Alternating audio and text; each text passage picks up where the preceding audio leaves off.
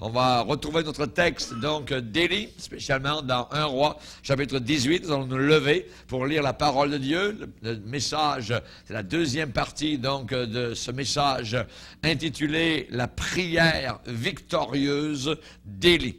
Prière victorieuse d'Élie. 1 Roi, chapitre 18, verset 36.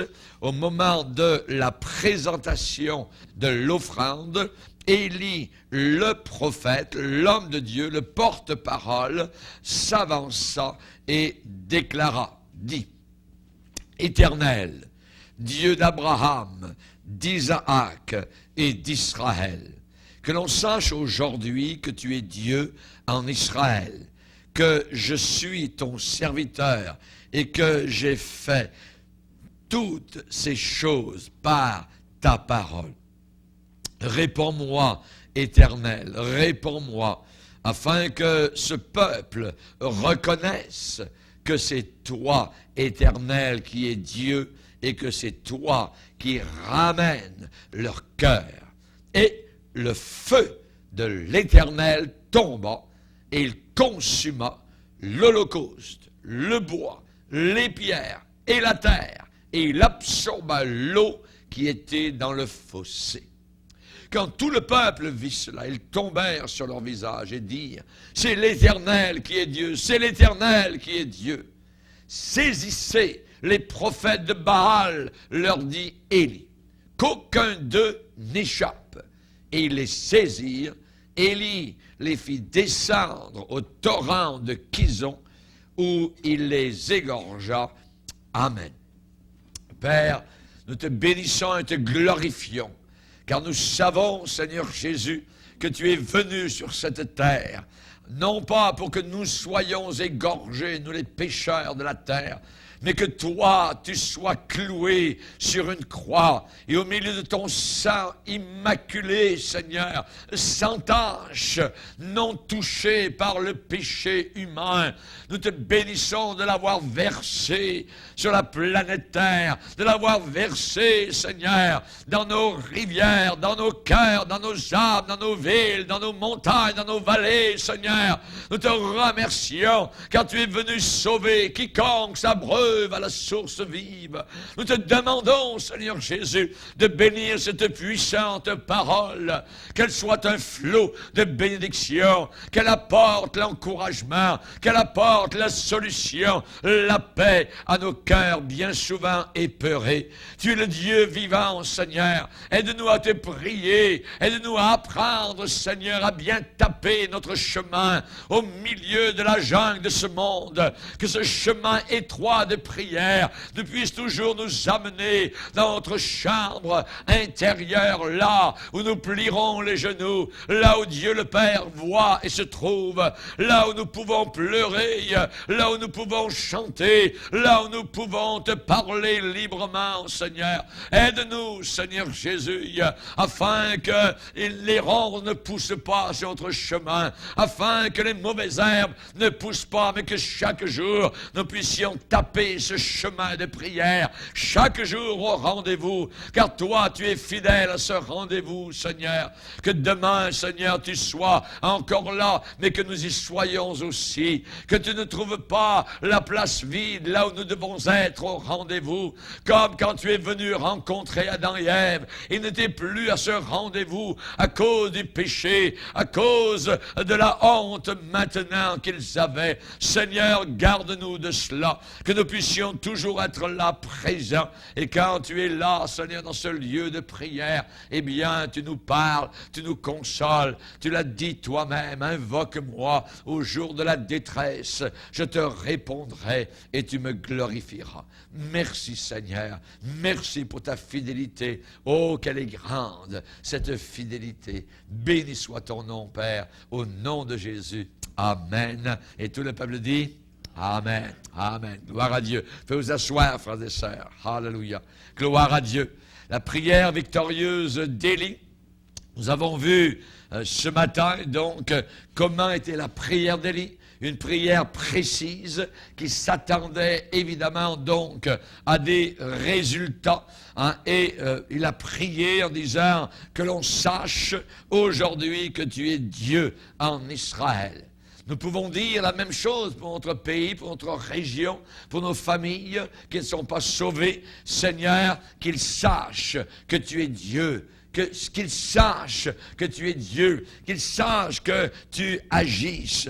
Alléluia. Nous avons vu que la prière, eh bien, n'a pas été faite avant que l'autel, donc, soit rebâti. Cet autel qui avait été renversé. L'autel nous parle de la croix, nous parle de l'œuvre de la croix. Le diable est habile, le diable est ingénieux pour détruire l'œuvre de la croix. Mais nous voulons rebâtir la croix. Nous voulons parler de la croix. Nous voulons vivre à l'ombre de la croix. Nous voulons venir prier devant la croix, là où Christ est offert pour chacun de nos péchés. Cette croix aujourd'hui, elle est totalement vide. Alléluia, le tombeau aussi, et le ciel est rempli. Ce siège qui avait été évidé, qui était vide, le siège de Christ là-haut dans la gloire, pendant les 33 années de la terre, eh bien, de nouveau est rempli. Alléluia, Jésus n'était plus dans la gloire. Les anges étaient habitués et ils ont vu ce trône se vider lorsque Christ est descendu sur la planète Terre, prendre une forme humaine. Et maintenant, ce trône est de nouveau rempli à la droite du Père, là où il siège en vainqueur, là où ses mains sont percées. Il y a là-haut quelque part un homme dans la gloire, un homme glorifié. Alléluia, c'est notre Seigneur Jésus-Christ.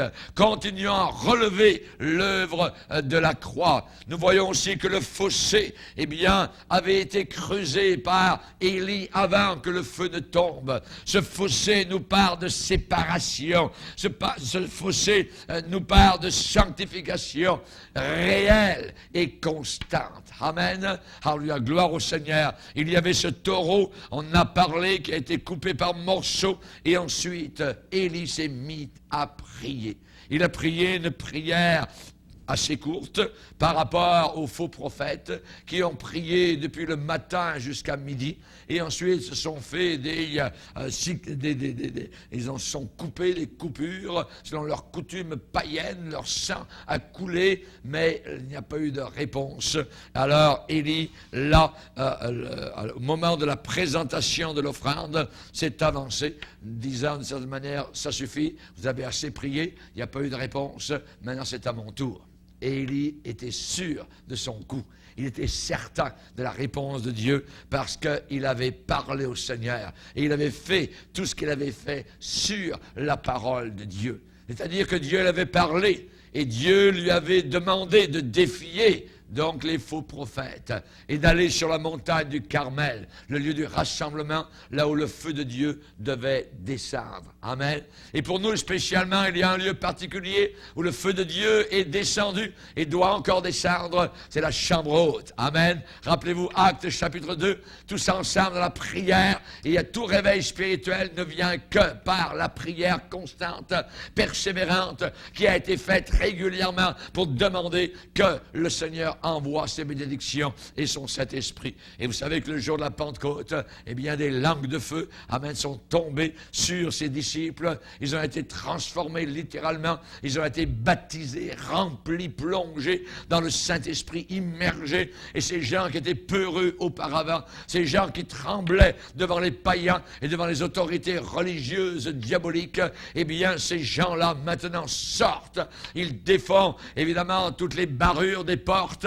Ils ouvrent les cadenas et ils s'en vont dans les rues et ils parlent de Jésus-Christ. Ils sont remplis du Saint-Esprit. Chers amis, c'est merveilleux. C'est là aussi la solution pour l'Église aujourd'hui qui doit témoigner, qui doit être un flambeau dans le monde, être rempli du Saint-Esprit. Amen. Seigneur, remplis-nous de l'Esprit de Dieu. Remplis-nous de l'Esprit de force, de sagesse. Ah non, pas un esprit de timidité, non, mais un esprit qui va aller de l'avant, qui nous fait parler au nom du Seigneur, qui nous fait dire des choses merveilleuses, la vérité au nom du Seigneur. Alléluia. Et on voit que le peuple a reconnu le Seigneur. Ils ont dit, c'est le Seigneur qui est Dieu. C'est le Seigneur qui est Dieu. C'est l'Éternel, le Dieu d'Israël. J'aimerais que nous puissions savoir différentes choses par rapport à la prière qui amène la victoire. La prière qui amène la victoire est une prière qui est faite dans l'Esprit. C'est-à-dire une prière qui est faite selon l'Esprit, poussée par l'Esprit, dirigée par le Saint-Esprit. Prenez un passage avec moi dans Romains 8, où on nous parle de ce genre de prière. Romains chapitre 8, où au verset 26, il est dit, de même aussi, l'Esprit, c'est-à-dire le Saint-Esprit, nous aide. Alléluia! Nous sommes aidés dans la prière, voyez. Saint-Esprit vient nous aider dans notre faiblesse. Parce qu'il y a une raison. Nous ne savons pas. Parfois on est ignorant. Nous ne savons pas ce qu'il nous convient de demander dans nos prières. Comment s'y prendre? Comment faire? Voyez. Et parfois on a des sujets de prière et je dirais, on ne sait même pas le sujet de prière. On sait l'ensemble, mais on ne connaît pas les détails. Seigneur, conduis-moi, dirige-moi. Je ne sais même pas ce que je veux, Seigneur. Et on peut le demander. Et à ce moment-là, le Saint-Esprit, évidemment, dit donc qu'il nous aide dans notre faiblesse, car nous ne savons pas ce qu'il nous convient de demander dans nos prières. Mais l'Esprit lui-même, l'Esprit en personne, le grand Saint-Esprit de Dieu, l'Esprit lui-même intercède. Cette intercession qui est là parfois et qui n'est même pas faite de paroles, qui est simplement des sortes parfois de gémissements, désir intérieur, une plainte parfois peut-être, un soupir, nous dit la parole du Seigneur. L'Esprit lui-même intercède. Il est là au-dedans de nous. Amen. L'Esprit nous habite. Depuis le jour où nous avons été sauvés, le Père, le Fils, le Saint-Esprit sont venus dans notre cœur. L'Esprit lui-même intercède par des soupirs inexprimables. Le mot est important. Le mot inexprimable, ça veut dire que ça ne peut pas s'exprimer. Et nous ne pouvons pas l'exprimer, nous ne pouvons pas le dire en paroles, en mots. C'est des choses inexprimables, c'est la raison pour laquelle ça peut sortir parfois en soupir, voyez. Mais on est devant Dieu. Et c'est la raison pour laquelle parfois je vous ai enseigné en disant, si vous ne savez pas comment dire en paroles sur votre cœur, restez simplement devant le Seigneur. Restez devant lui. Et peut-être vous pouvez dire simplement Jésus. Jésus, voyez, un soupir inexprimable qui est là. Seigneur, j'ai besoin de ta grâce, j'ai besoin de ton secours. L'Esprit lui-même intercède. Ça veut dire qu'il y a une intercession. Alors, il se tient entre. Dans le mot intercéder, ça veut dire que l'Esprit vient entre Dieu et nous. Le Saint-Esprit vient ici là pour intercéder comme médiateur, voyez, par des soupirs inexprimables. Le résultat, celui qui sonde les cœurs, amen, celui qui sonde les cœurs, qui est Dieu le Père, connaît quelle est la pensée de l'Esprit. Il sait la pensée de l'Esprit, parce que c'est selon Dieu qu'il intercède en faveur des saints. C'est toujours selon la volonté de Dieu que le Saint-Esprit intercède. Et c'est la raison pour laquelle c'est important. Certains disent, je n'irai pas à la réunion de prière, moi je ne sais pas parler, je ne sais pas trop quoi dire. C'est pas ça, c'est pas une histoire de parole, puisqu'on a vu ce matin où Jésus va dire, ne soyez pas comme les païens qui pensent, qui s'imaginent qu'à force de parole, ils seront exaucés. Ce n'est pas à force de parole que nous sommes exaucés. Dieu voit le cœur, il voit le désir du cœur. Dieu n'est pas impressionné par nos paroles, par notre vocabulaire, par notre langage, par nos expressions. Dieu est impressionné par ce qui est à l'intérieur de notre cœur, le désir intérieur. Seigneur, je désire tant être près de toi, je désire tant voir cette solution à ce problème, et ainsi de suite, voyez. Donc la prière par l'Esprit est importante. Il connaît quelle est la pensée de l'Esprit, le Père, parce que c'est selon Dieu qu'il intercède. C'est en plein dans le mille. C'est la raison pour laquelle c'est la prière qui reçoit la victoire, la prière qui est faite par l'Esprit, non pas par le raisonnement, non pas par l'imagination personnelle. Amen. Ou parfois certains viennent aux réunions de prière et répètent simplement ce que les autres disent ou ont dit, voyez. Et parfois, on a entendu dans certaines assemblées quelqu'un se mettre à prier. On sait déjà presque avant qu'il se mette à prier ce qu'il va dire, voyez. Parce que c'est simplement des prières qui ne sont pas renouvelées au travers des années, au travers de la vie chrétienne. La personne, parfois, ne grandit pas dans le Seigneur. Si vous regardez dans les psaumes de David, vous allez voir le genre de prière que David fait au Seigneur. On voit que c'est varié, c'est multifacette, c'est intéressant, tiens, j'avais jamais vu ça de cette manière, et ainsi de suite, vous voyez. Et c'est bon, justement, donc, d'être renouvelé, nous aussi, dans notre vie personnelle, de prière. Prier dans l'esprit, ce n'est pas prier par le raisonnement. Ce n'est pas prier par l'imagination. Ce n'est pas répéter simplement ce que les autres disent. Voyez, certains vont employer des expressions choisies, qui sont belles, sont excellentes, mais généralement, ça a peu d'effet. Pourquoi? Parce qu'on parle à Dieu. On ne parle pas quand on prie aux autres. Voyez, on parle au Seigneur. On s'adresse donc au Seigneur. Amen. Donc, la prière dans l'esprit n'est pas prier par le raisonnement personnel. Ce n'est pas non plus prier sentimentalement. C'est-à-dire, sentimentalement, c'est simplement en suivant, je dirais, les pensées, les sentiments, simplement, donc, de nos cœurs. Souvent, ce genre de prière sentimentale.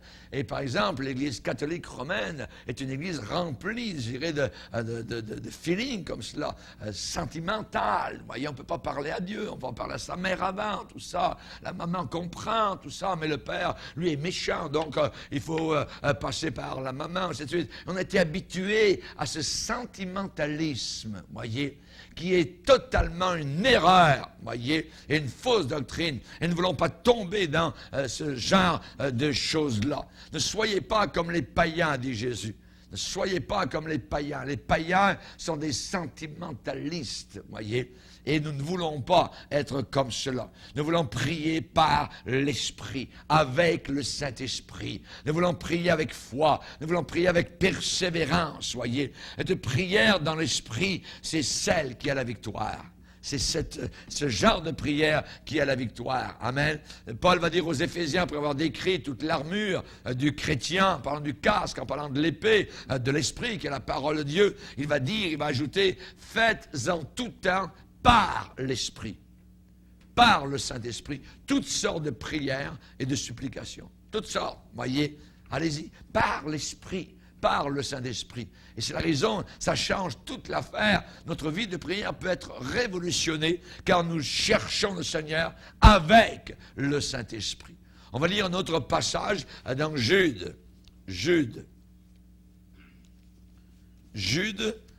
cette petite épître, et au verset, qui n'a qu'un seul chapitre, il dit au verset 20, on nous parle un peu plus haut, verset 19, de gens qui provoquent des divisions, hommes sensuels, ça veut dire là, voilà le sentimentalisme, hommes qui marchent uniquement avec les sens, n'ayant pas l'esprit. Ceux qui provoquent des divisions n'ont pas l'Esprit de Dieu. On ne peut pas provoquer une division dans le corps de Christ et dire j'ai le Saint-Esprit. Voyez. Mais il est dit au verset 20, mais pour vous, bien-aimés, vous édifiant vous-même sur votre très sainte foi et priant par le Saint-Esprit, maintenez-vous dans l'amour de Dieu en attendant la miséricorde de notre Seigneur Jésus-Christ pour la vie éternelle. Amen. Donc il dit pour vous, eh bien, vous édifiant sur votre foi et priant par le Saint-Esprit. Par le Saint-Esprit. Priez par le Saint-Esprit. Prier par le Saint-Esprit, c'est prier avec l'Esprit, avec les pensées que l'Esprit nous donne. C'est prier aussi en langue, ce merveilleux langage spirituel que Dieu nous a accordé, puisque Paul va dire, celui qui parle en langue ne parle pas aux hommes, mais à Dieu, car personne ne le comprend. Si vous parlez à Dieu, ça veut dire que vous priez, vous adorez, vous louez le Seigneur. Amen, vous le magnifiez. Donc, priant par le Saint-Esprit peut aussi comprendre en même temps le parler en langue que Dieu nous a accordé. Dieu, ne l'oubliez pas, aime les hommes, évidemment, profondément, et il les aime avec tendresse. Et le Seigneur veut que tous les hommes soient sauvés. Imaginez. Dieu ne veut qu'aucun soit perdu. Dieu ne veut qu'aucun soit perdu. Mais il veut que tous les hommes soient sauvés et parviennent à la connaissance de la vérité. C'est là qu'il veut les amener. C'est là qu'il nous a amenés. Quand nous sommes entrés à l'intérieur du corps de Christ, évidemment, nous avons connu la vérité. Nous ne cherchons plus la vérité. Il y a des gens qui se baladent d'un côté et d'autre, tout ça, et qui cherchent encore la vérité. Est-ce qu'ils sont sauvés? Quand j'ai connu la vérité, évidemment, eh bien, je n'ai plus cherché la vérité. Je l'ai découverte, c'est Jésus. Maintenant, tout ce que j'ai à faire, c'est de m'approfondir dans le Seigneur. Alors, puisque ta parole est la vérité. La vie chrétienne, ensuite, n'est qu'un approfondissement. Nous sommes dans le chemin, on a trouvé le chemin. À nous maintenant de marcher dans ce chemin et d'éviter donc les écueils qui peuvent être aux abords de ce chemin-là. Amen. Gloire au Seigneur. Dieu veut que tous les hommes soient sauvés et parviennent à la connaissance de la vérité. La prière dans l'esprit, c'est celle qui a la victoire. Une vraie prière va amener des résultats divins. La vraie prière amène des résultats. Il y a des résultats. On ne prie pas tout le temps comme cela pendant des mois et des mois et des années sans que jamais il y ait des résultats. C'est anormal. Il y a un problème. S'il n'y a pas de résultats, je dois me poser des questions. Dieu répond à la prière fervente du juste. Il l'a dit, demandez et vous recevrez, frappez et l'on vous ouvrira. Voyez, et s'il faut rester à la porte un peu plus, eh bien restons à la porte, continuons à frapper. Jésus dit, il faut toujours prier et ne pas se relâcher. Il a donné l'exemple de la femme qui avait un problème avec un juge, inique en plus, voyez. Elle a cassé la tête. Elle est venue devant ce juge, elle a frappé à sa porte, elle lui dit non, rien savoir de toi, puis va-t'en chez toi. Elle est revenue, tout ça. C'est l'histoire même que Jésus a racontée, voyez, pour nous faire comprendre. Hein? Et finalement, le juge, de peine et de misère, et à cause de l'importunité de cette femme-là, va répondre à sa requête. Et Jésus d'ajouter, et votre Père, qui est un juge juste et non pas inique, eh bien, ne fera-t-il pas justice à ses élus qui crient à lui jour et nuit, jour et nuit, jour et nuit, qui ne lâche pas. Certainement qu'il va répondre, il leur fera promptement justice. Ça veut dire rapidement. Dieu va répondre. Amen. Il y a un nouveau converti, eh bien on leur dit généralement le verset dans la parole de Dieu, dans Jean, où Jésus a dit, jusqu'à présent vous n'avez rien demandé en mon nom. Demandez et vous recevrez, afin que votre joie soit parfaite. Et c'est merveilleux quand on arrive au Seigneur, qu'on demande des choses au nom de Jésus, et pouf, ça arrive, voyez, même un souhait. Hein? Marion avait une prière, c'était un souhait, sa petite soupe, voyez, elle était enceinte, un désir de femme enceinte, normal, tout ça, et pouf, c'est la voisine, la journée même, qui amène exactement ce qui a été demandé. Amen, la prière a été répondue là, promptement, voyez. Merci Seigneur. Merci Seigneur. Priez dans l'esprit. Amen. C'est une vraie prière qui a des résultats divins. Cette prière dans l'esprit, elle vient de Dieu, voyez. Elle passe par l'intercesseur et elle retourne à Dieu. Amen. C'est un cycle merveilleux. Alors il y a la vraie prière. Alléluia. Je dirais que le contraire, c'est que plus un homme pêche, plus un homme ou une personne vit dans le péché, plus cette personne est environnée de puissance de ténèbres. Plus cette personne est environnée de puissance diabolique parce que la personne est comme une passoire. Elle a des portes partout. L'ennemi, évidemment, donc, peut pénétrer et entrer. Plus un homme pêche, plus il est environné, plus il attire des puissances de ténèbres autour de sa vie. Alors Dieu, dans sa bonté, peut lui parler. Dieu va lui parler par des souffrances. Dieu va lui parler parfois le contraire, par des bénédictions. Hein? Et évidemment, il ne faut pas prendre cela pour acquis en disant, bien, Dieu approuve ma mauvaise voie ou mon péché, ou ainsi de suite. Non. Mais Dieu est en train de parler. Dieu parle tantôt d'une manière, tantôt d'une autre. Voyez, et souvent l'homme n'est pas attentif. Mais plus un homme continue à pécher, moins sa capacité d'écouter Dieu est, je dirais, visible, c'est-à-dire ou forte. Sa capacité d'écoute diminue. C'est comme si les oreilles deviennent de plus en plus sourdes. Plus le temps passe, et quand est-ce qu'il faut accepter le Seigneur? Dans notre jeunesse, aujourd'hui. Amen. Et plus une personne va entendre parler de Dieu, plus une personne va résister à cette parole-là, plus ça sera dur pour cette personne-là. Cette personne va s'endurcir, et ça sera bien plus dur à cette personne ensuite, donc, de donner sa vie au Seigneur. Pourtant, Dieu veut le sauver. Dieu veut le sauver, mais évidemment. Alors, qu'est-ce qui se passe? Eh bien, c'est que Dieu cherche quelqu'un. Dieu cherche quelqu'un. Je cherche parmi eux un homme qui élève un mur, se tienne à la brèche, devant moi. Ça veut dire par la prière. Devant moi, en faveur du pays. Mais à une époque d'Ézéchiel, chapitre 22, Dieu va dire, je n'en trouve pas. Personne. Rendez compte?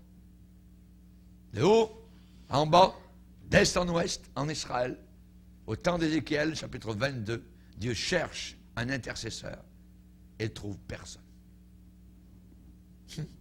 Je cherche parmi eux un homme qui élève un mur, qui se tient dans la brèche, devant moi, en faveur du pays, et je n'en trouve pas. C'est une pensée tragique. Pensez-vous que plus nous approchons du retour de Jésus, plus les chrétiens vont se réveiller, il faut vraiment... Oui, certains vont se réveiller. Ceux qui déjà marchent avec le Seigneur et ceux qui sont secoués par, le Saint-Esprit, par la houlette et le bâton du berger qui veut les réveiller. Alors, ils veulent aller plus près du Seigneur. Ils veulent se détourner du péché et ainsi de suite. Mais il y en a beaucoup qui ne se détourneront pas. Jésus va dire, quand je reviendrai, trouverai-je la foi sur la terre. Ce n'est pas une petite parole. Ça veut dire que la foi va disparaître. Vous allez parler de Jésus, c'est comme si c'est un martien, c'est de quoi tu parles, ainsi de suite. Vous voyez, c'est comme ça n'existe pas, ça n'existe plus, ça, et ça n'a jamais existé. Hein. Même notre père Babouin, lui, il faut l'adorer, on en parle dans les cours de sciences, à l'école, ainsi de suite, tout ça. On descend d'un singe, ça c'est la science, on a trouvé vraiment, c'est intelligent. Ceux par sans sage sont devenus complètement fous, vous voyez. Oh Seigneur, garde-nous. Amen. Pensée tragique. Dieu cherche quelqu'un qui se tient devant lui et n'en trouve pas. Dieu peut détourner la destruction des pécheurs. Oui, il peut le faire. Si, il y a une condition. Si des hommes et des femmes se tiennent à la brèche devant lui et forment eux-mêmes une muraille, un mur, voyez, de protection. Rappelez-vous à Sodome et Gomorrhe, si Dieu avait trouvé 10 justes, et les personnes qui sont déclarées des justes dans la Bible sont des gens qui ont été justifiés, sont des gens qui ont une communication avec Dieu, sont des gens qui prient, sont des gens qui cherchent le Seigneur. Et à Sodome et Gomorrhe, s'il y avait eu 10 justes, et imaginez la bonté de Dieu, le cœur large du Seigneur, 10 justes, au milieu d'une population, je ne sais pas, de milliers de personnes, eh bien Dieu les aurait épargnés. Dieu les aurait épargnés, mais on n'a pas trouvé 10.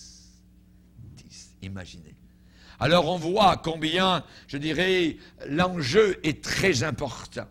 Nous devons entrer dans la brèche. Nous devons devenir une sorte de mur, de muraille, de forteresse pour le pécheur qui bientôt va être livré au jugement. Bientôt va être livré au jugement. Pourquoi? Parce que le pécheur commence à penser que sa voie est toujours droite. Vous parlez à un rétrograde, vous parlez à un ennemi de l'Évangile, mais il va vous dire, mais j'aime Dieu, mais je suis dans la bonne direction. Mais pourtant, c'est un voleur, et pourtant, il se plaît avec les menteurs, et pourtant, il vit en concubinage, et ainsi de suite, en impudicité, mais il pense qu'il va aller au ciel quand même. Il croit son mensonge. Ça veut dire que son cœur s'est endurci. Son cœur est devenu de plus en plus dur, voyez. Et la personne est dans un grand danger. La seule chose, c'est quelqu'un qui entre dans la brèche.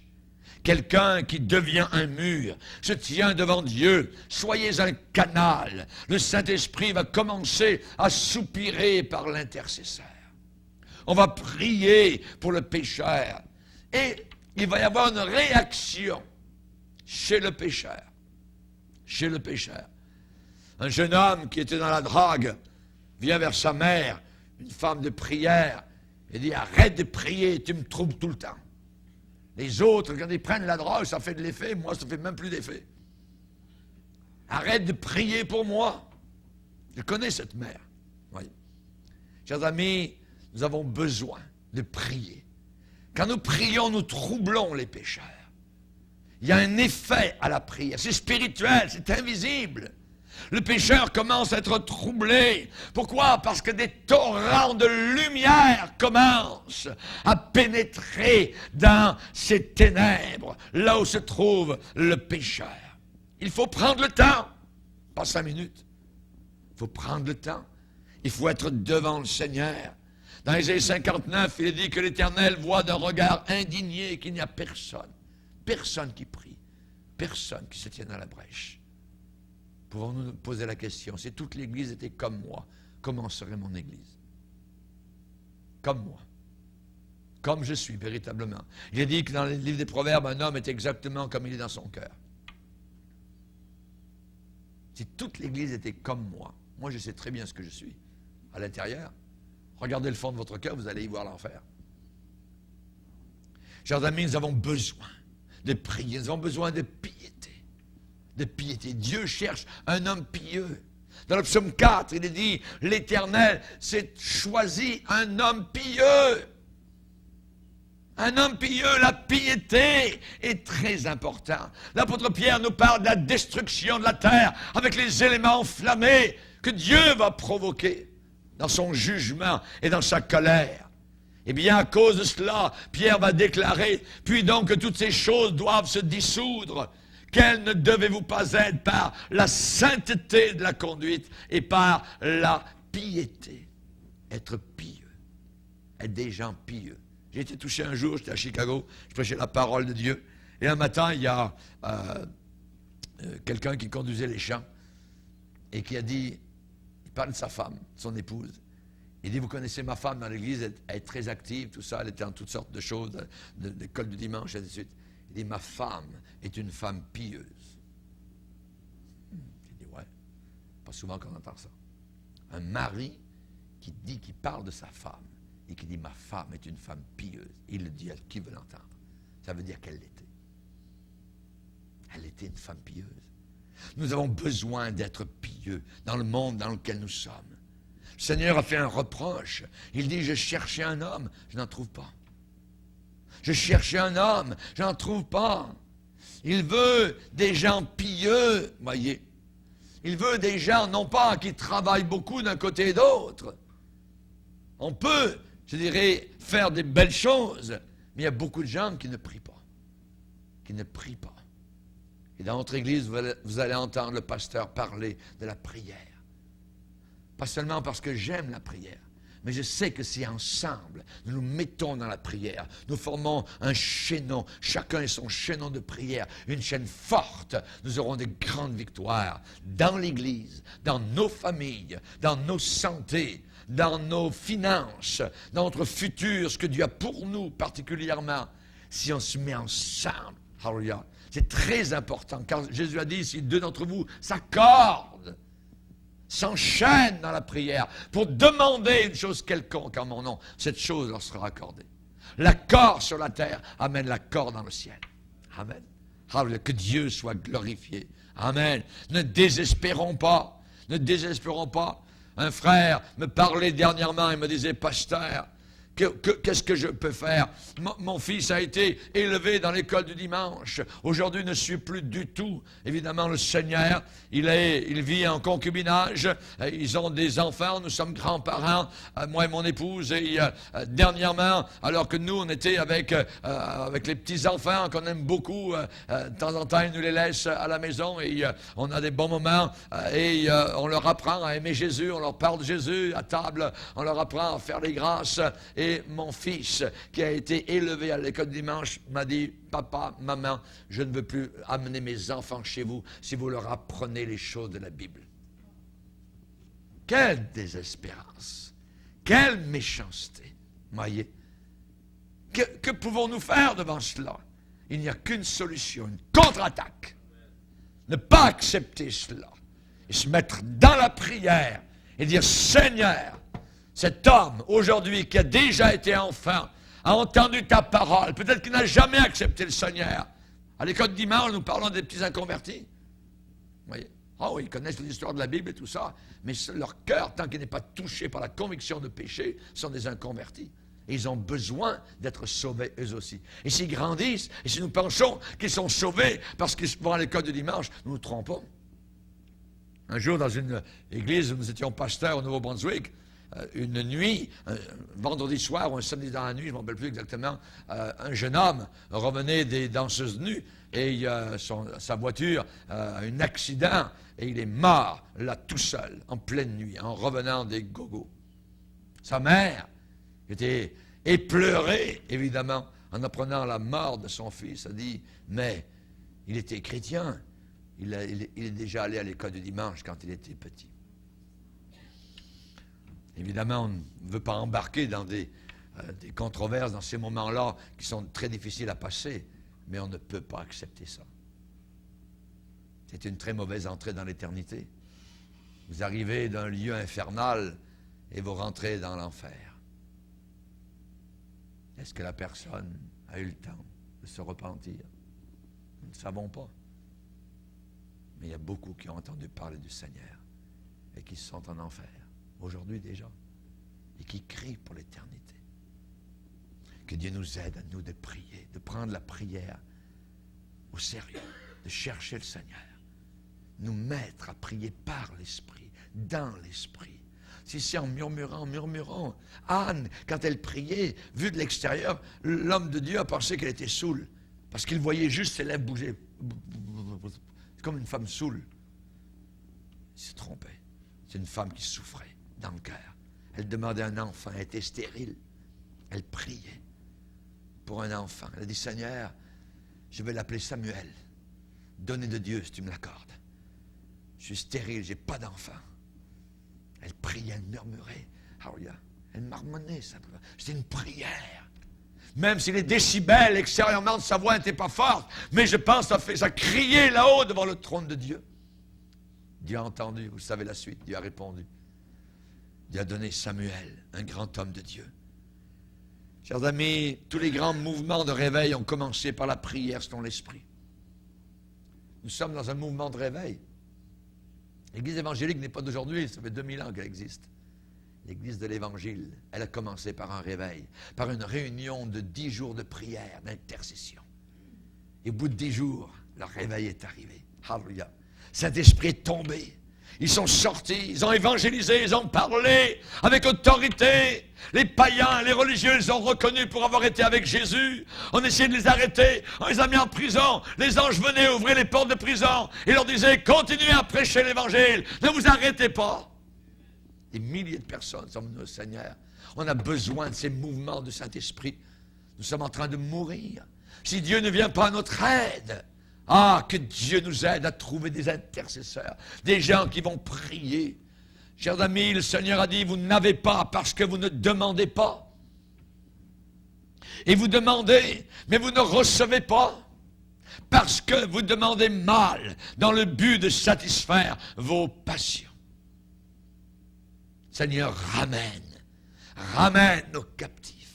Et nous serons comme ceux qui font un rêve. Et on dira parmi les nations, Dieu a fait pour eux de grandes choses. Oui, Seigneur, fais pour nous de grandes choses. Vous connaissez le psaume de la Bible.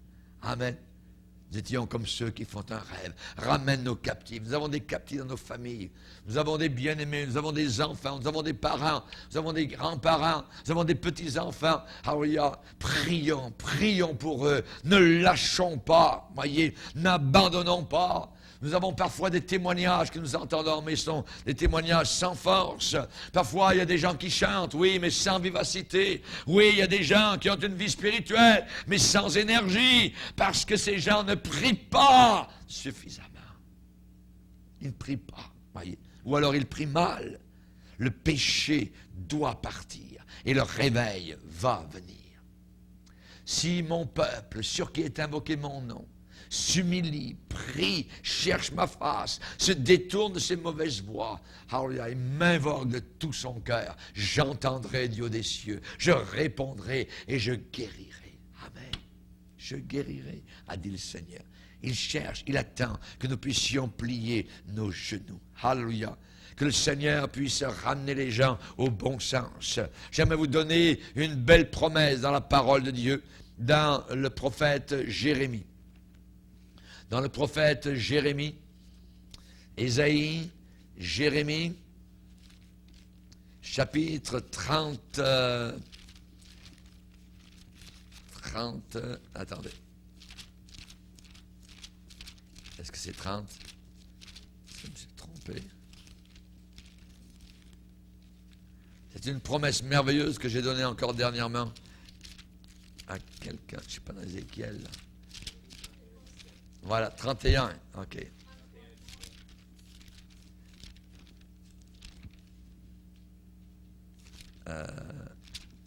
Voyons. Ah, je suis dans Ézéchiel, excusez-moi. Oh, je ne suis pas dans la bonne traque. C'est ça. 31, 16 et 17. Jérémie 31, 16 et 17. Ainsi parle l'Éternel. Retiens tes pleurs. Retiens les larmes de tes yeux. Car il y aura un salaire pour tes œuvres, dit l'Éternel. Ils, au pluriel, reviendront du pays de l'ennemi. Il y a de l'espérance pour ton avenir, dit l'Éternel. Tes enfants reviendront dans leur territoire. Venez devant le Seigneur avec cette parole. Il y a un petit prophète de la Bible où Dieu va dire « Venez devant moi avec des paroles ». Est-ce que Dieu veut dire de venir en lui parlant? Oui, mais il ne veut pas dire cela. Il veut dire, venez devant moi avec des paroles que je vous ai dites, avec des promesses que je vous ai données. Venez devant moi avec mes paroles. Amen. Et il accomplira ses paroles et ses promesses. Ils reviendront du pays de l'ennemi. Amen. Lisez un autre passage dans la dernière page de l'Ancien Testament, dans Malachie chapitre 4. Malachie chapitre 4. Alléluia. Versets 5 et 6, où Dieu va dire, « Voici, je vous enverrai Élie, le prophète, avant que le jour de l'Éternel arrive, ce jour grand et redoutable. Il ramènera le cœur des pères à leurs enfants et le cœur des enfants à leurs pères, de peur que je ne vienne frapper le pays d'interdit. » Amen. À cette époque-là, eh bien, le Seigneur parlait de l'Élie qui était Jean-Baptiste, et spécialement parce que c'est dit dans l'évangile de Matthieu, mais spécialement, nous voyons que l'Évangile est capable de ramener le cœur, amen, des pères à leurs enfants et le cœur des enfants à leurs pères. Amen. Le fils prodigue est revenu dans son lieu, revenu dans sa famille. Merci Seigneur. Alléluia. Nous devons prier dans l'espérance. Nous prions avec espérance que Dieu va leur donner la repentance. Amen. Dans 2 Timothée chapitre 2. Que Dieu leur donnera la repentance. C'est Dieu qui donne la repentance. Alléluia. Il faut prier, je vous dirai en terminant, avec sérieux. Il faut être sérieux. Ce n'est pas une petite affaire. Alors, il y a peut-être qu'un jour, devant le Seigneur sera obligé d'essuyer nos pleurs parce que nous pleurons beaucoup devant lui à cause de toutes les opportunités que nous aurons manquées, spécialement de prier. La prière est un combat. La prière, ce n'est pas facile. Dieu cherche des combattants. Paul va dire que Épaphras combat dans ses prières. Combat dans ses prières. Paul va dire, je combats. Alors, pourquoi? Parce qu'il y a de l'opposition. Premièrement, il y a opposition de la part de notre chair. Notre chair ne veut pas prier. Il faut la soumettre à la prière. Il faut la discipliner. Comme je disais ce matin, il faut tuer le taureau. Il faut évidemment donc placer cet homme, cette femme devant le Seigneur. Peut-être il faut le tirer par les cornes. Tirons-le. Amen. Bon Seigneur, tu vas prier. Amen. Alléluia. Gloire à Dieu. Amen. Il faut prier avec sérieux. On nous dit que Élie était un homme de la même nature que nous. Ça veut dire que ce n'était pas un extraterrestre, ce n'était pas un Superman. C'était un homme de la même nature que nous, avec les mêmes défauts, avec les mêmes péchés, avec les mêmes tentations. Ce n'était pas un surhomme. Mais il est dit, il pria.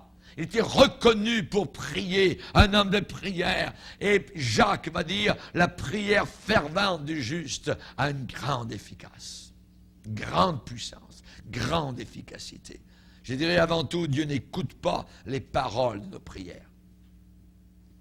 Dieu n'écoute pas les paroles de nos prières, mais Dieu voit ce qui est dans notre cœur. Parce qu'on peut dire des mots sans même y penser, vous voyez. Tandis qu'il voit ce qu'il y a profondément dans le cœur. C'est cette prière qui est là. Alléluia. Cette prière qui peut-être n'est pas très forte. Cette prière peut-être qui est mouillée. Une prière, je dirais, en larmes. Mais c'est une prière. Et j'aimerais vous dire que toutes les larmes sont mises en bouteille là-haut devant le Seigneur. Amen. Quand on a prié, quand on a cherché le Seigneur. Notre prière doit être aussi sérieuse que le sujet de notre prière. Que le sujet de notre prière. Ils reviendront du pays de l'ennemi. Ils reviendront du pays de l'ennemi. Amen. Rappelons-nous qu'il y a des êtres en enfer. C'est effroyable. C'est effroyable, le jugement final, où il n'y a plus de reviens-y, où c'est terminé. Voyez, il n'y a pas de deuxième chance. Il n'y a pas de purgatoire, un endroit là-haut pour se purifier un peu plus avant d'entrer dans le ciel. Ça n'existe pas. C'est un mensonge. Voyez, imaginez les blasphémateurs qui persistent dans le péché. Dieu ne veut-il pas pardonner? Dieu ne veut-il pas un réveil? Oui, il le veut. Voyez, Dieu l'a promis, je répandrai des eaux sur le sol. Mais il décrit ce sol altéré, assoiffé. Es-tu assoiffé? As-tu soif? Demandes-tu la pluie comme la terre en plein été, en plein désert, qui crie pour l'eau d'en haut, comme la biche qui réclame l'eau. Amen. Alléluia. Je suis venu, a dit le Seigneur, jeter un feu sur la terre. Et qu'ai-je à désirer s'il est déjà allumé? La prière nous change. La prière nous transforme. Alléluia. Gloire au Seigneur. Quand elle est faite avec sérieux, quand on prie sérieusement, un homme qui est juste et un homme qui prie, c'est la victoire. C'est la victoire. Le diable ne peut pas avoir la victoire. Le juste a de l'assurance comme un jeune lion. Amen. Jeune lion. Alléluia. Il est mieux que le vieux père lion ou le lion, voyez, qui fait attention. Le jeune lion, lui, pouf, il fond directement sur la proie. Il ne regarde pas à droite à gauche, voyez. Le juste, gloire au Seigneur, a de l'assurance comme un jeune lion. Dieu veut bénir, mais il faut que le canal soit débouché. Dieu veut bénir, mais il veut ouvrir les fenêtres du ciel. Il veut que l'on crie à lui. La Cananéenne a crié pour sa fille. Anne a crié, amen, pour qu'elle ait un fils dans son ventre. Moïse a crié, et d'autres l'ont aidé à lever les mains pour que Josué ait la victoire. Jésus sur la croix a prié, Père, pardonne-leur. Sa prière a-t-elle été répondue? Vous êtes, je suis, et nous sommes la réponse à sa prière. Alléluia, gloire à Dieu. Dieu veut que nous insistions. Dieu n'a pas repoussé Jacob. Quand Jacob a dit, je ne te laisserai pas aller avant que tu m'aies béni. Et il l'a béni là sur place, après une nuit de prière. Quand la colère de Dieu contre Israël était là, Moïse s'est levé, il a levé les bras, il s'est appuyé sur les promesses, il s'est jeté à la brèche. Oh Dieu, que vont dire les païens si tu détruis ton peuple? Il a prié, l'intercédé. Et l'Éternel se repentit du mal qu'il avait déclaré vouloir faire à son peuple. Des prières chauffées à blanc, comme David qui a dit, mon cœur brûlait au-dedans de moi. Alléluia. Un feu intérieur me consumait. Et la parole est venue sur ma langue. Alléluia. Gloire à Dieu. Dieu lui a parlé. Merci Seigneur. Que Dieu soit béni. Ézéchias a prié. Il dit, Seigneur, je suis trop jeune pour mourir. L'homme de Dieu vient de partir, il m'a dit que c'était fini, de mettre mes affaires en ordre parce que j'allais mourir. Il était malade, Ézéchias le roi, à la mort. Il a prié, il s'est tourné vers la muraille sur son lit, et là, la muraille blanche, il a prié Dieu. Quand vous tournez vers le mur, vous ne voyez que Dieu. Vous ne voyez plus les hommes, vous ne voyez plus rien, vous voyez le Seigneur. Et Dieu a parlé à l'homme de Dieu qui était dans la cour, qui vient de sortir. Il dit, retourne voir Ézéchias, dis-lui que je lui ajoute 15 ans à sa vie. Ça vaut la peine. Alors, gloire au Seigneur. Amen. Et la 15e année, il savait qu'il rentrait dans le ciel, par exemple. Et il est rentré. Ézéchias. Amen. Gloire au Seigneur. Que Dieu soit béni, la prière fervente de juste. Gloire à Dieu. Esther a prié et le peuple d'Israël, les Juifs, ont été délivrés d'Aman. Gloire au Seigneur. David a prié, Goliath est tombé. Josué a prié, Jéricho est tombé. Amen. Gloire au Seigneur. Et votre problème va tomber comme une feuille morte aussi, quand le vent du Saint-Esprit va souffler. Que Dieu soit béni. Amen. Seigneur, te bénissons. Te remercions pour ta présence. Nous te bénissons pour le Saint-Esprit qui vient non pas effleurer nos cœurs, mais bénir nos cœurs. Nous te bénissons pour ces paroles d'encouragement que tu nous accordes ce soir, afin que nous puissions ne pas nous décourager en disant « ça ne marche pas, je ne prie plus, Dieu ne répond pas ». Non, nous voulons continuer, nous voulons insister, nous voulons frapper à ta porte. Tu as dit, Seigneur, dans le livre des Proverbes, « Heureux, heureux celui qui veille à ma porte chaque jour ». Chaque jour. Oh mon Sauveur, aide-nous à imiter ceux qui par la foi et la persévérance ont hérité des promesses.